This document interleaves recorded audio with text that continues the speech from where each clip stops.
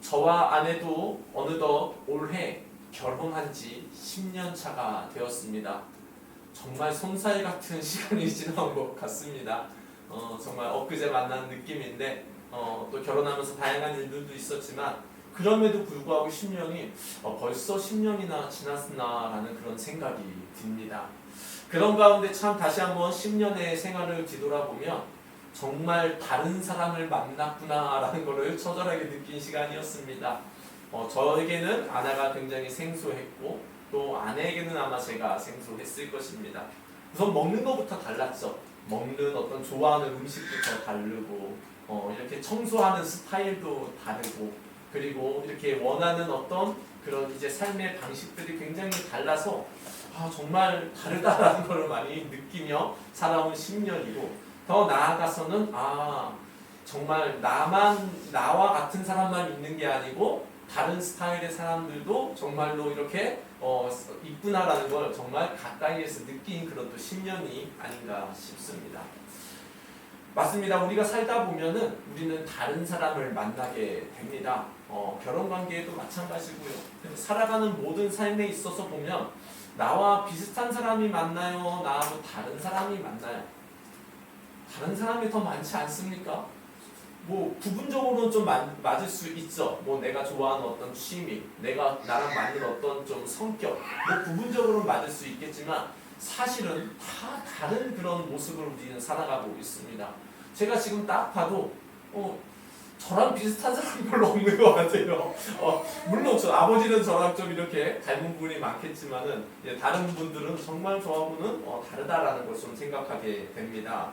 어떤 사람은 성격이 빨리빨리 하는 그런 성격이시고 또 어떤 사람은 천천히 하는 스타일이시고 또 어떤 사람은 돈을 쓸 때 예산을 가지고 계획을 가져서 쓰는 사람이 있는가 하면은 정말 즉흥적으로 필요한 만큼 그냥 바로바로 쓰는 사람도 있습니다.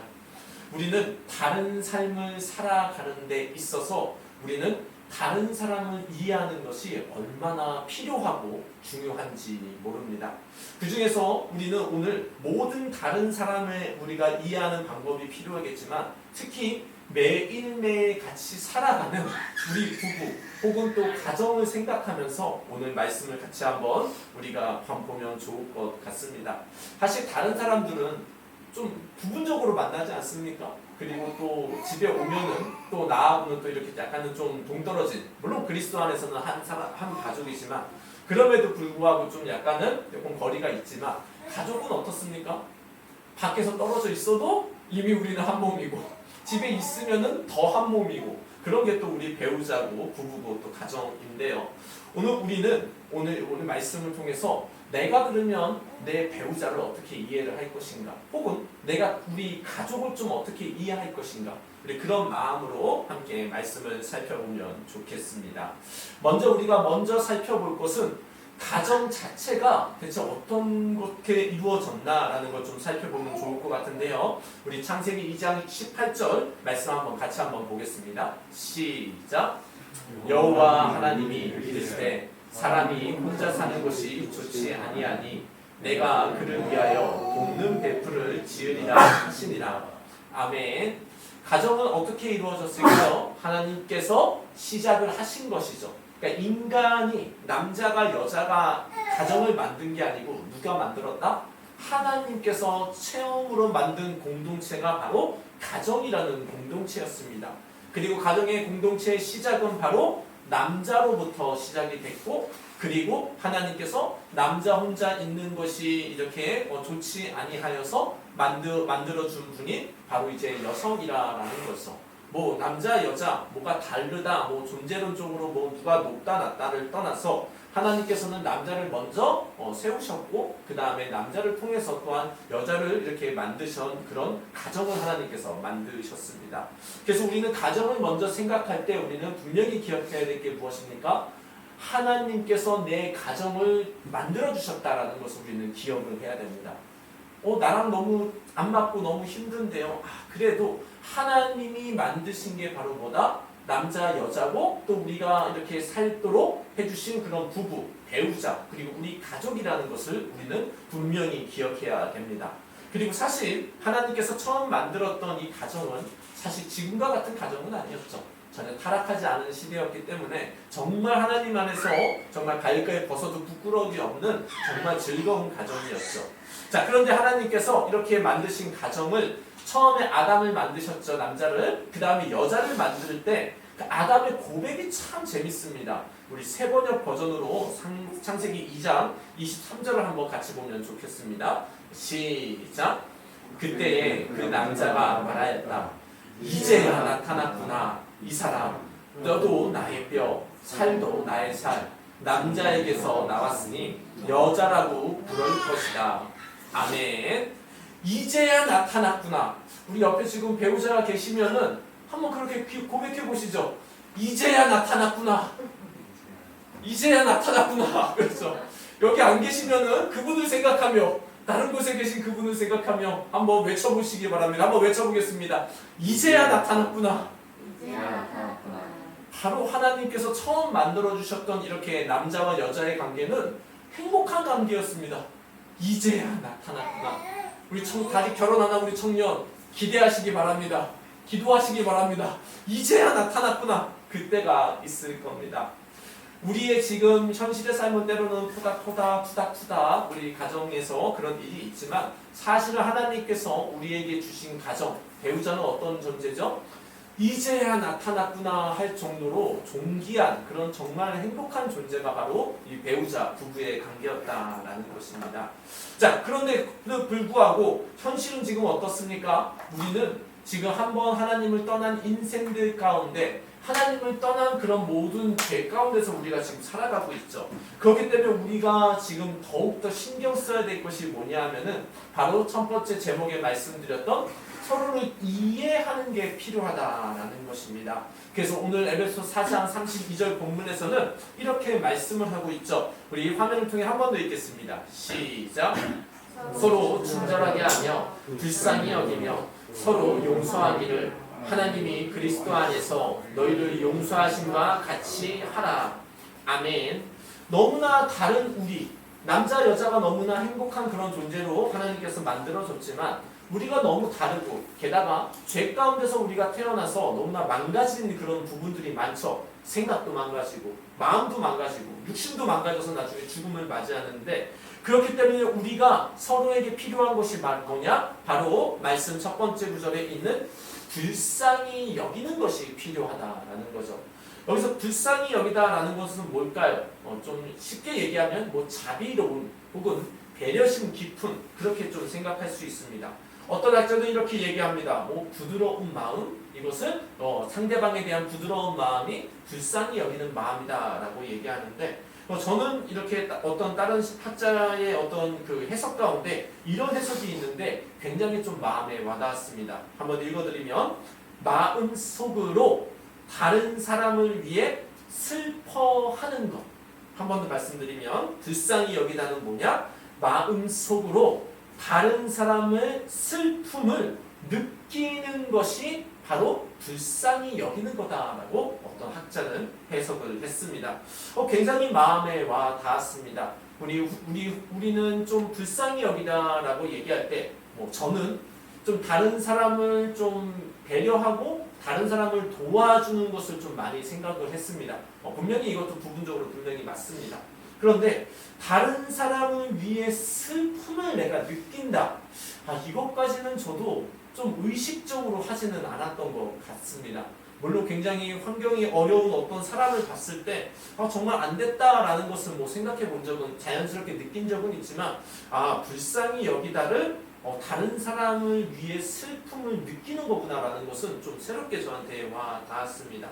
맞습니다. 우리는 너무나 다른 서로의 가운데 우리가 서로 해야 될 것이 무엇입니까? 특히 매일매일 함께 붙어 있는 배우자를 향해서 우리가 가져야 될 마음은 불쌍히 여기는 것, 즉 그 배우자를 위해 슬픔을 느끼는 것이 우리에게 필요하다라는 것입니다.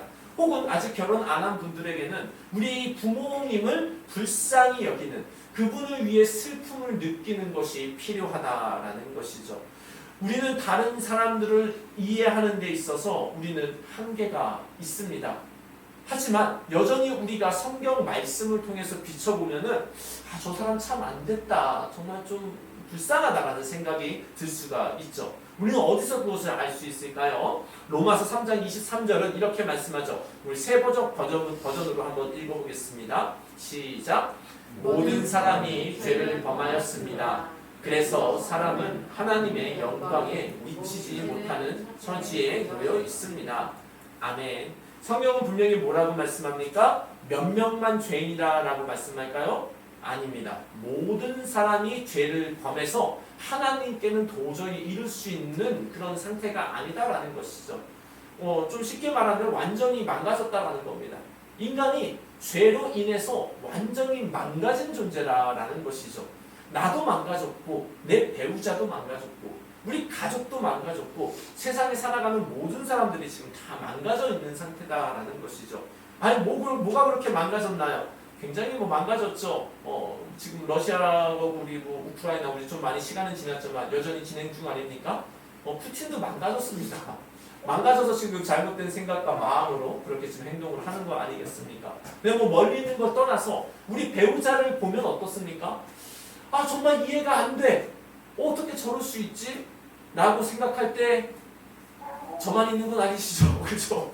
그죠? 많은 분들이 서로를 바라볼 때 아니 어떻게 저럴 수가 있지? 라고 생각이 들 때가 있습니다.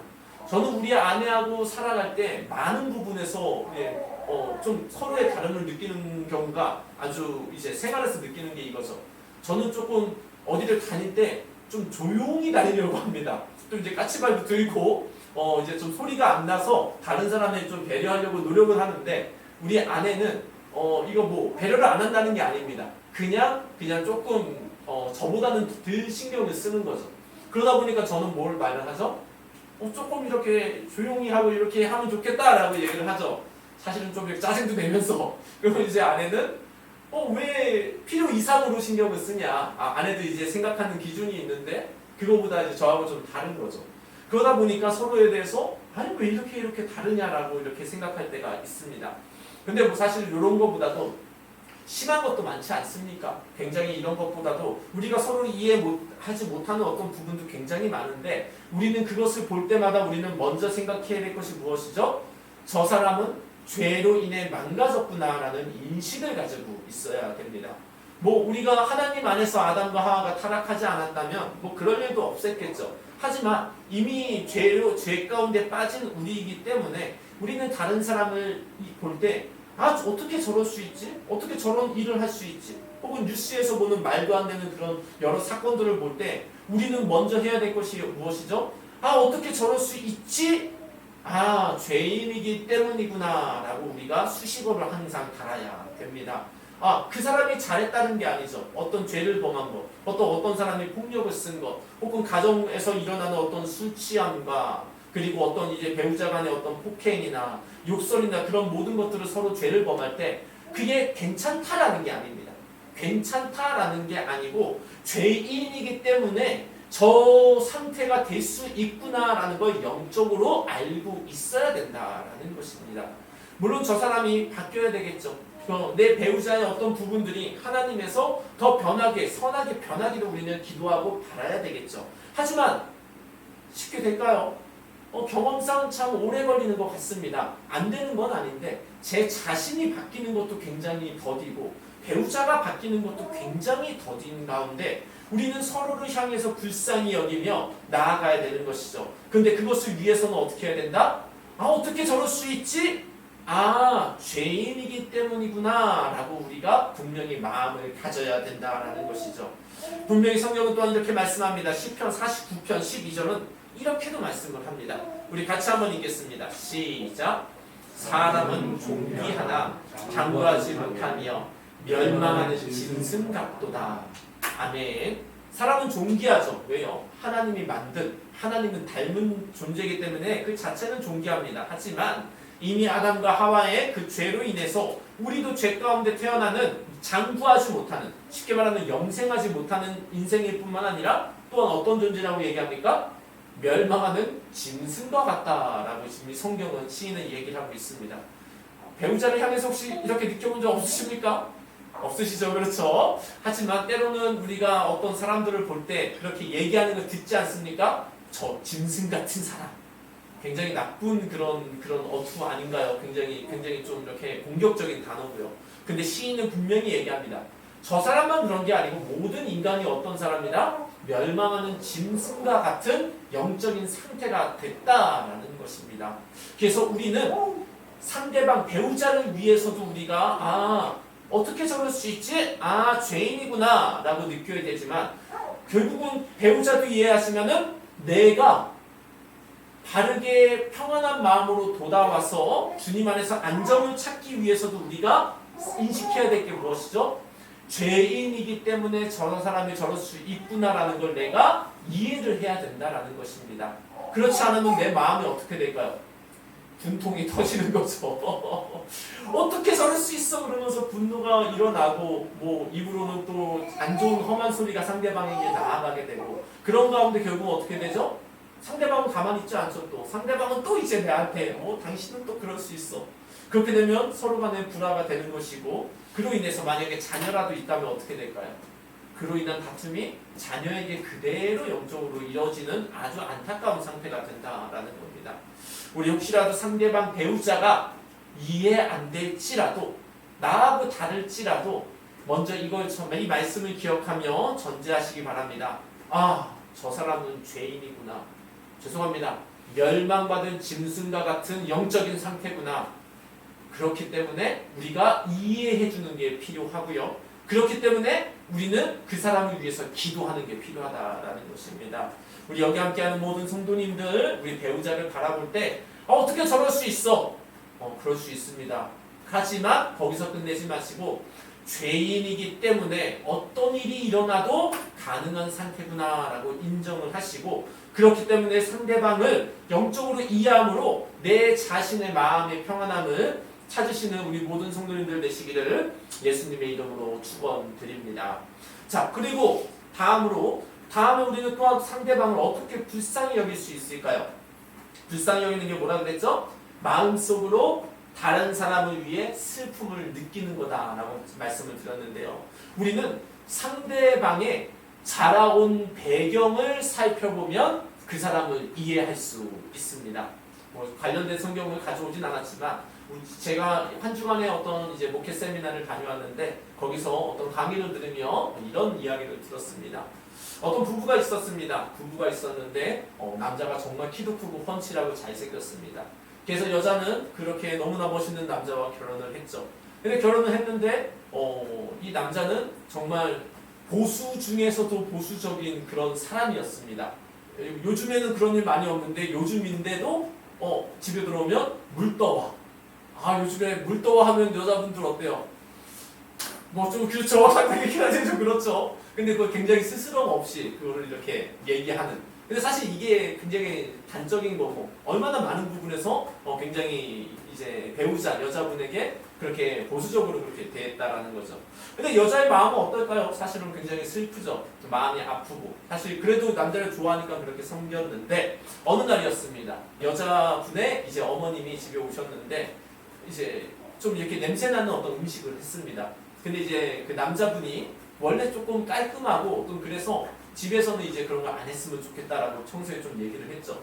근데 또 음식을 사오셨으니까 이것도 안 할 수 없지 않습니까? 자기는 안 하더라도 어머님이 이렇게 음식을 마련해 주는데 안 된다고 남편이 그래서 안 돼요라고 좀 이야기가 좀 애매해서 이렇게 음식을 했죠. 그리고 맛있게 먹고 남편이 오면은 또 그렇게 맛있게 차려주려고 했습니다. 근데 남편이 들어왔습니다. 들어오니까 뭐가 가득하죠? 냄새가 가득한 겁니다.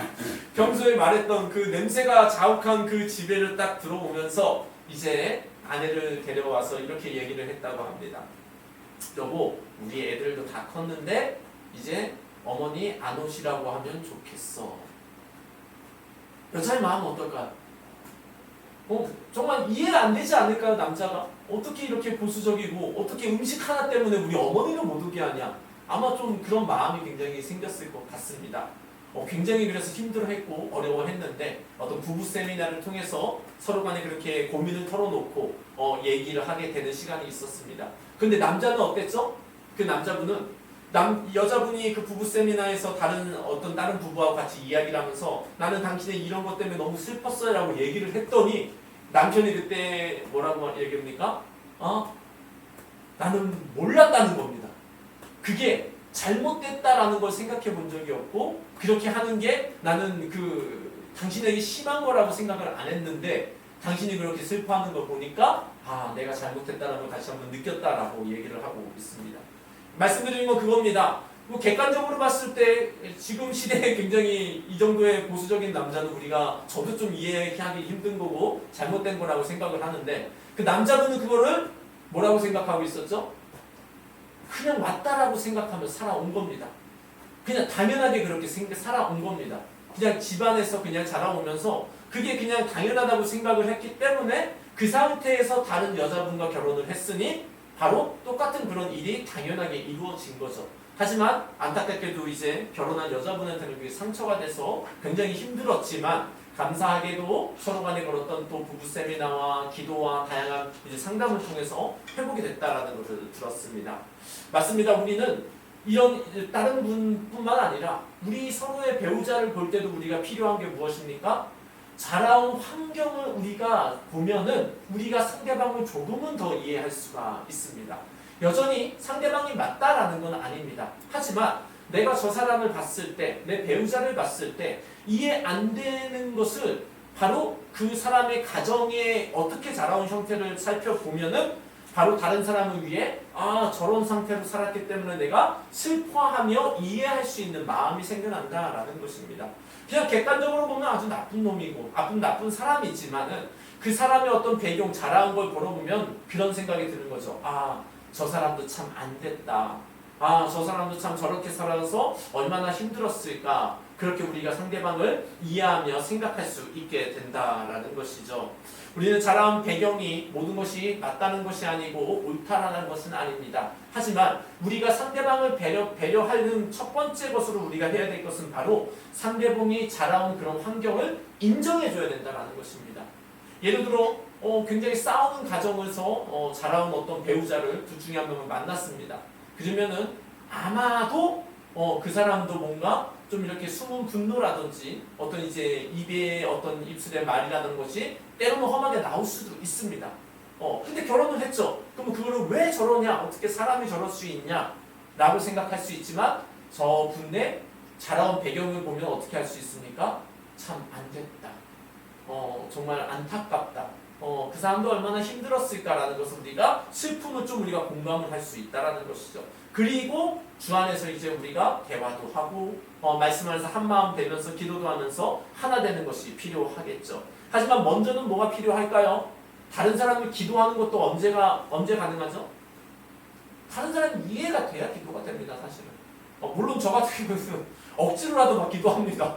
억지로라도 기도하는 게 결론이 좋아가지고 저랑 안 맞는 사람도 결국은 처음에 미워하는 사람이 마음이 있어도 계속 기도를 하지만 사실은 그게 쉽지는 않죠.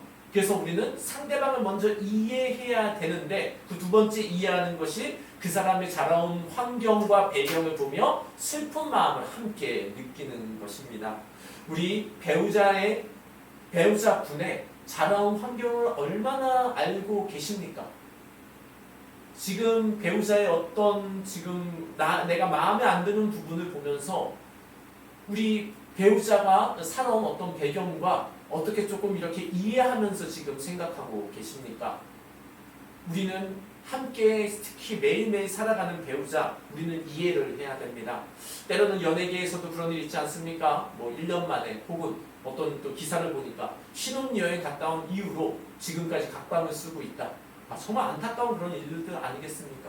하지만 우리가 상대방이 자라온 환경을 좀 우리가 서로 대화도 하고 서로를 이해하려고 노력한다면 우리가 조금 더 나아진 그런 부부생활과 가정생활을 할 수 있지 않을까 싶습니다. 우리 성도님들, 우리 배우자를 보며 혹은 우리 가족의 부모님을 보며 자라온 배경을 보며 우리가 그분을 위해 슬픔을 함께 느껴주시기를 바랍니다. 지금 현재의 모습 사실은 어디에서 이미 다 형성이 된 거죠?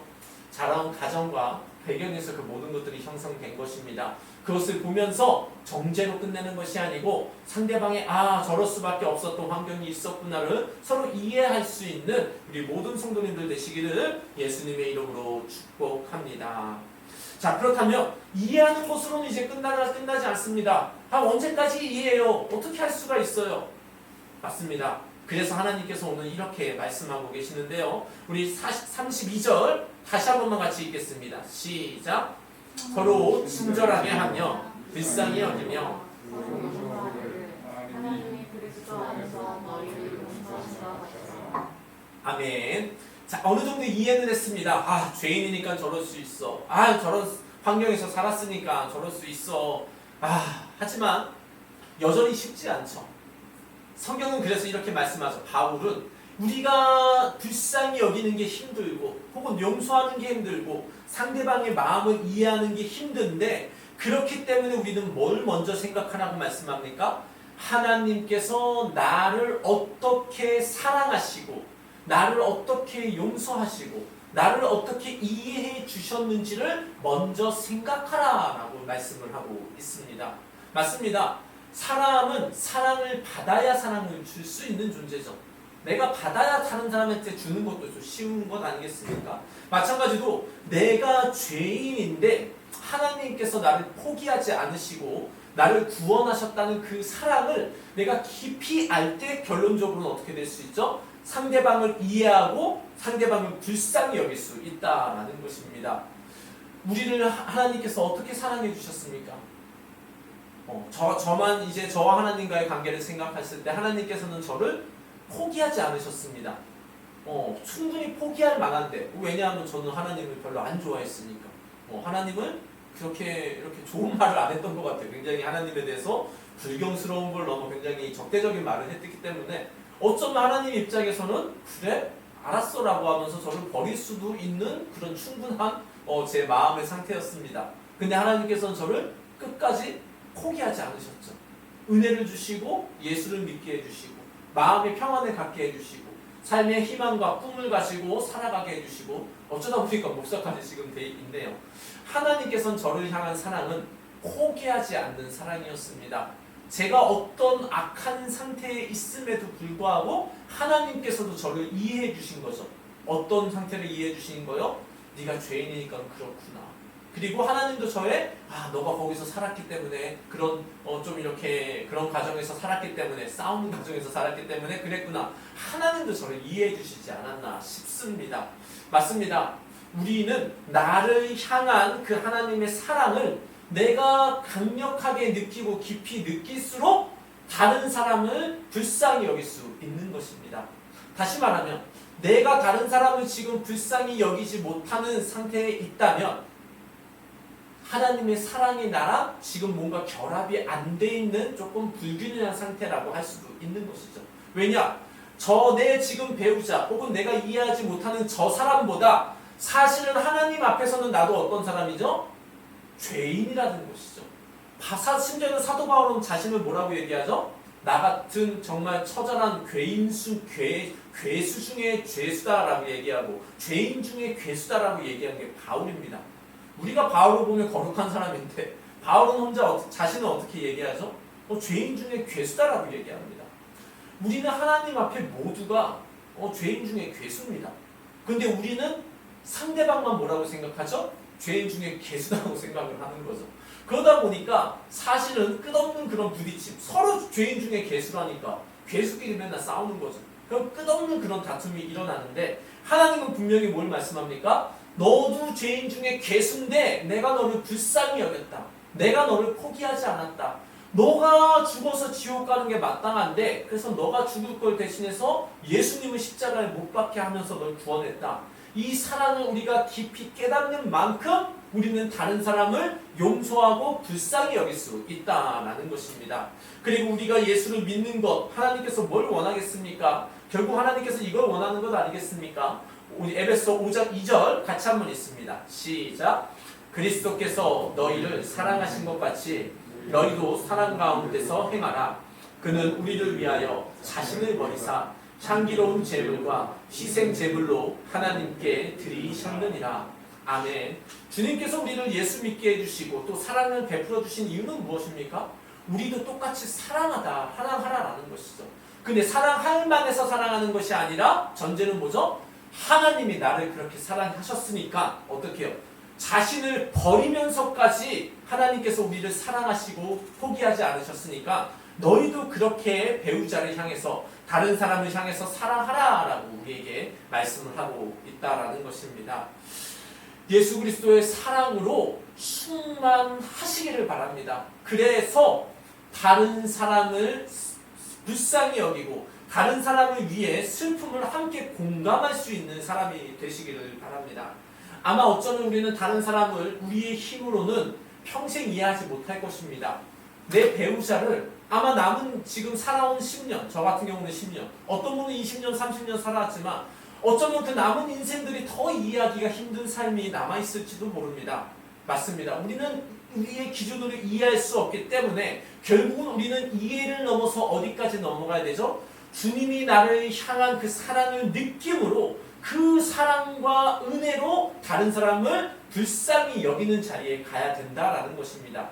이해가 돼서 이해를 하는 게 아니고 주님이 나를 이해해 주셨으니 나도 다른 사람을 이해하는 사람이 돼야 되고 주님이 나를 위해 슬픔을 느끼고 구원하셨으니 나도 다른 사람을 위해 슬픔을 느끼며 우리가 그 사람을 위해 기도해야 된다라는 것입니다.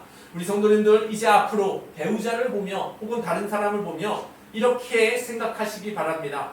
주님이 나를 불쌍히 여겼으니 나도 저 사람을 불쌍히 여겨야겠다. 우리 한번 따라해 볼까요? 하나님이 나를 불쌍히 여기셨으니 하나님이 나를 불쌍히 여기셨으니 나도 저 사람을 불쌍히 여기겠습니다. 나도 저 사람을 불쌍히 여기겠습니다. 하나님이 나를 불쌍히 여겨주시지 않고 나를 위해 슬픔을 느끼지 않으셨으면 우리는 지금 어떻게 됐을까요? 저만 봤을 때는 아마 지금도 여전히 방황하고 있지 않을까 그런 생각을 듭니다. 무엇을 해야 될지 모르고 어떻게 살아야 될지도 모르고 정말 끔찍합니다. 예수를 만약에 안 믿었다면 주님이 내게 나를 불쌍히 여겨주시지 않았다면 정말 그런 생각을 가끔 하게 되는데요. 여러분의 모습은 어떻습니까? 주님이 우리 여러분을 불쌍히 여겨주시지 않았다면 나의 지금의 모습은 어떨까요? 우리 그런 마음으로 주님이 나를 그렇게 사랑해 주셨던 것처럼 내 배우자를 또 우리 주변에 있는 사람들을 그렇게 함께 불쌍히 여기시는 우리 모든 성도님들이 되시면 좋겠습니다. 그렇기 위해서 우리 성도님들 개개인이 은혜 가운데 먼저 충만하시기를 바랍니다. 결국은 상대방을 불쌍히 여기고 이해할 수 있는 건 어디서 시작됩니까? 주님의 깊은 사랑 안에 들어올 때 그게 가능하다라는 겁니다. 그리고 여러분은 이미 들어오셨고요. 우리 여러분들이 하나님께 한 발짝만 더 나아간다면 그 하나님의 사랑이 더 충만해져서 그 내 배우자를, 내 다른 사람들을 우리가 더 충분히 불쌍히 여길 수 있게 될 것입니다. 우리가 만약에 이렇게 예수님의 사랑으로 충만해서 내 배우자를, 다른 사람을 우리가 불쌍히 여길 수 있게 된다면 우리의 삶에서는 어떤 일이 일어날까요? 바로 우리가 하나님의 사랑을 받아 다른 사람을 불쌍히 여기는 것 자체로 예수님이 기뻐할 것입니다. 에베소서 5장 1절은 뭐라고 말씀하셨죠? 너희는 하나님을 본받는 자가 되라. 하나님을 본받는데 얼마나 하나님이 기뻐하겠습니까?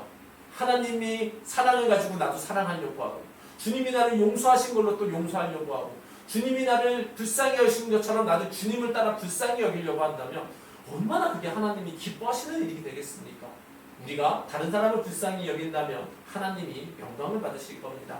또한 우리가 다른 사람을 불쌍히 여긴다면 어떻게 될까요? 삶에 있어서 분쟁보다는 평화가 가득할 것입니다. 이해 못하니까 서로에게 다툼과 분쟁과 분리가 일어나지 않습니까? 그런데 주님이 나를 이해 못하지만 사랑해 주신 것처럼 내가 저 사람을 이해 못하지만 죄인이니까 어쩔 수 없구나 우리는 라면 우리가 인정해 준다면 다툼과 분리가 보다는 평화로운 관계가 더욱더 잘 될 수 있을 것입니다. 또한 우리가 다른 사람을 불쌍히 여긴다면 특히 믿지 않는 사람들이 보고 어떻게 느낄까요? 예수 믿는 사람은 다르다라는 걸 그때 여기는 겁니다. 예수 믿는 사람들, 다른 사람들이, 불신자들이 정말 저 사람은 하나님을 잘 믿는 사람이구나라고 언제 느낄까요? 우리가 성공했을 때? 우리가 돈이 많을 때? 우리가 건강할 때? 불신자들이 우리 믿는 자를 보면서 하나님 믿어서 저렇게 됐구나라고 느낄까요? 아니죠. 바로 다른 사람을 배려하고 불쌍히 여기고 사랑할 때 바로 불신자들도 정말 저 사람이 믿는 하나님이 살아계시구나라고 느끼게 된다는 겁니다. 우리 성도님들 주님이 나를 향한 그 사랑을 매일매일 생각하면서 그 마음으로 내 배우자를 용서하시고 이해하시기를 바랍니다. 또 주님이 나를 불쌍히 여긴 것처럼 또한 다른 사람들을 우리가 또한 불쌍히 여기시는 우리 성도님들 되시기를 바랍니다. 그래서 우리 성도님들이 이제 가는 곳마다 다툼과 분쟁과 그리고 상대방의 비방이 아니라 주님의 내게 먼저 베풀어 주신 그 사랑을 가지고 평화의 그런 사도로서, 사랑의 사도로서 정말 많은 사람과 화평케 하는, 다른 사람을 이해하시는 승리하는 인생 되시기를 예수님의 이름으로 축원드립니다.